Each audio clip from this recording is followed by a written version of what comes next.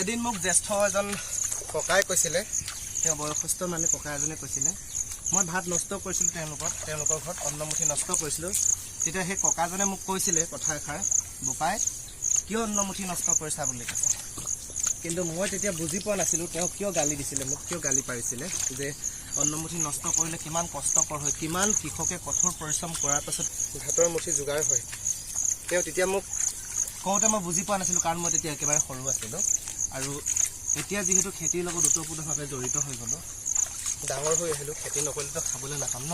যিহেতু আমাৰ কোনো চাকৰি নাই, কোনো ব্যৱসায় নাই, কোনো ডাঙৰ প্ৰতিষ্ঠানত আমি কাম নকৰোঁ, খেতিটো কৰিয়ে দুটা ভিডিঅ' বনাই তাৰ পৰা 2 টকা উপাৰ্জন কৰোঁ আৰু তেনেকৈয়ে চলি আছোঁ। গতিকে খেতিটোতো কৰিবই লাগিব, নহয় জানো তিতুমণি বাই? আজি বাইক আৰু ভাইকে চেষ্টাহে কৰিছোঁ মই, কিন্তু মই জানো বুলি কোৱা নাই কেতিয়াও। এতিয়া আমি যদি এইবিলাক কাম নকৰোঁ তেনেহ'লে বিদেশী মানুহে আমাক চাউল যোগান ধৰিব, তাতোতকৈ আৰু লাজৰ কথা হয়নে নহয় বাৰু? হয় নহয়? তেওঁলোকে কণ্টলত আহে, কণ্টলত চাউল দিয়ে, আমি যদি বৰা জহা খেতি নকৰি যদি মাঘৰ বিহুত বা বহাগৰ বিহুত জলপানৰ যদি যোগাৰ অকণমানো কৰিব নোৱাৰোঁ, কিমান লাজৰ কথা। আজিকালি আমি কি কৰোঁ, বজাৰৰ পৰা সেয়া পিঠা, লাড়ু, তিল পিঠা হওক, যিকোনো পিঠা আমি বনাই কেনে তাৰ পৰা কিনি আনো। আৰু এতিয়া যদি ঘৰতে যদি কৰোঁ, এইখিনি এতিয়া হ'ল লাহি হয়, লাহি যদি ঘৰতে কৰিছোঁ, বৰা যদি ঘৰতে কৰিছোঁ, তেনেহ'লে নিশ্চয় ঘৰতে পিঠা পনা বনিব, হয় নহয় বাই? চেষ্টাহে কৰিছোঁ দেই ৰাইজ, কোনে ভুল নুবুজিব।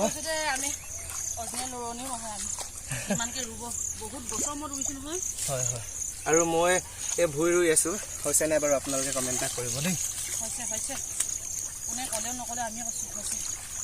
চেষ্টা কৰিছোঁ আৰু ৰাইজ মনোজ দাই যিহেতু শিকাইছিলে, তাকে মই ৰুই নাই পোৱা, প্ৰথমবাৰ ৰুবলৈ চেষ্টা কৰিছোঁ। হৈছে নাই আপোনালোকে জনাব।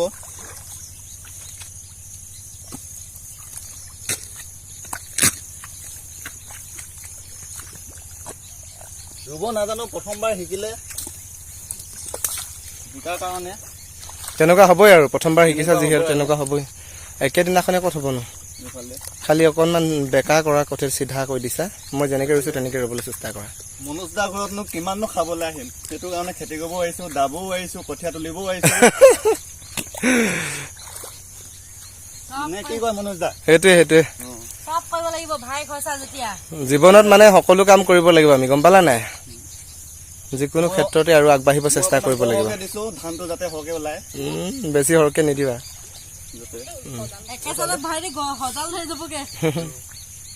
এফালে আধাবোৰ ৰোৱা হ'ল, আধা বিঘামান ৰোৱা হ'ল, এফালে আধা বিঘাতকৈ বেছি হ'ল অকণমান। কিন্তু ইফালে আমাৰ ৰোৱনী ৰোৱা সোনকালে ৰোৱা। ৰুই আছোঁ। আপোনালোকে কমেণ্ট কৰি জনাব কোনে কোনে মোৰ নিচিনাকৈ প্ৰথম শিকিছে এই বছৰ 2026 বৰ্ষত। হৈছে, ধুনীয়া হৈছে।